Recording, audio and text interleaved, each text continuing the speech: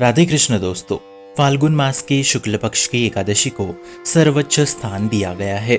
इस एकादशी को आम्ल की एकादशी के नाम से जाना जाता है। ज्योतिषों के अनुसार आम्ल की एकादशी का नाम आंवला से संबंधित है। इस दिन आंवले के पेड़ की पूजा करने का विधान है।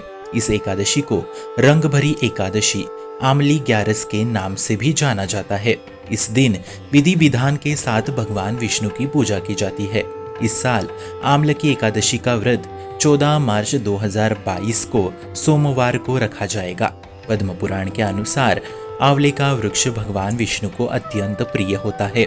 मान्यता है कि आम्ल का एकादशी के दिन आंवले का पूजन, आंवले का भोजन या फिर आंवले का दान करना शुभ माना जाता है। ऐसा करने से सभी कष्टों से छुटकारा मिलता है और मोक्ष की प्राप्ति होती है। आइए जानते हैं एकादशी तिथि का शुभ मुहूर्त। एकादशी तिथि प्रारंभ होगी 13 मार्च सुबह 10:21 से 14 मार्च को दोपहर 12:05 तक समाप्त होगी। पारण का समय होगा 15 मार्च सुबह 6:31 से लेकर सुबह 8:55 तक। आम्ल की एकादशी की पूजा विधि। एकादशी के दिन ब्रह्म मुहूर्त में उठकर सभी कामों से निवृत्त होकर स्नान कर ले और व्रत का संकल्प ले और भगवान विष्णु का ध्यान कर रहे आम्ल की एकादशी के दिन आंवले के पेड़ के नीचे की जगह को साफ कर ले। इसके बाद चौकी में पीला कपड़ा डालकर उसके ऊपर भगवान विष्णु की तस्वीर या मूर्ति स्थापित कर दे।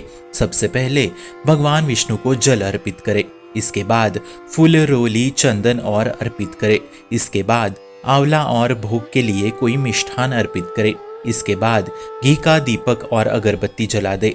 इसके बाद आंवला एकादशी की व्रत कथा पढ़े या फिर सुने। इसके बाद आरती करके प्रसाद सभी को बांट दे। आइए जानते हैं आंवला की एकादशी की व्रत कथा। ब्रह्मा जी भगवान विष्णु की नाभि से उत्पन्न हुए थे। एक बार ब्रह्मा जी ने स्वयं को जानने के लिए परब्रह्म की तपस्या करनी शुरू कर दी थी। उनकी भक्ति देखकर भगवान विष्णु प्रसन्न हो गए और उनके सामने प्रकट हो गए। उन्हें देखते ही भगवान ब्रह्मा के नेत्रों से आंसुओं की धारा निकल पड़ी, जो नारायण के चरणों पर गिर रहे थे। माना जाता है कि भगवान विष्णु के चरणों पर गिरने के बाद ये आंसू आंवले के पेड़ में तब्दील हो गए थे। इसके बाद ही भगवान विष्णु ने कहा कि आज से ये वृक्ष और इसका फल मुझे अत्यंत प्रिय होगा।